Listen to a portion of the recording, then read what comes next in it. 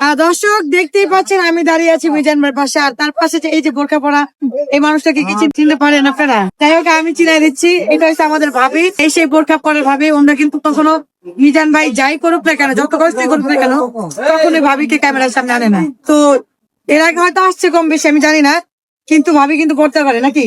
আর এই হচ্ছে আমাদের মিজান ভাই, এই যে মিজান ভাই বড় মেয়ে, এই যে তার বড় মা, আর তার আরো 2টা মেয়ে আছে, আল্লাহ তার 3টা মেয়ে। মিজান ভাই 3টা মেয়ে, 3টা জান্নাত। আমি জানি না কে কে কিভাবে নিবেন, এটা তো সত্যি কথা। আল্লাহ যার উপরে খুব খুশি হয় তাকে কিন্তু মেয়ে দেয়, আর যার উপরে মোটামুটি খুব মানে খুশি হয় তাদের ছেলে দেয়, মানে সন্তান দেয়, আমি যেটুকু জানি। তো আল্লাহ হয়তো মিজান ভাইয়ের উপরে আল্লাহ নিজে অনেক খুশি, যার কারণে তাকে 3টা মেয়ে দিছে। তো তার আর 2টা মেয়েকে আমি দেখাতে পারতেছি না।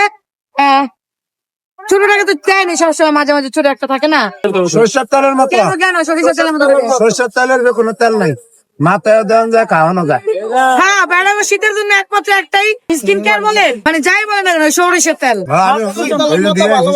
সরিষার তেল দিয়েছেন? ভালো তেল, ভালো তেল। কি তেল দিয়ে সরিষার?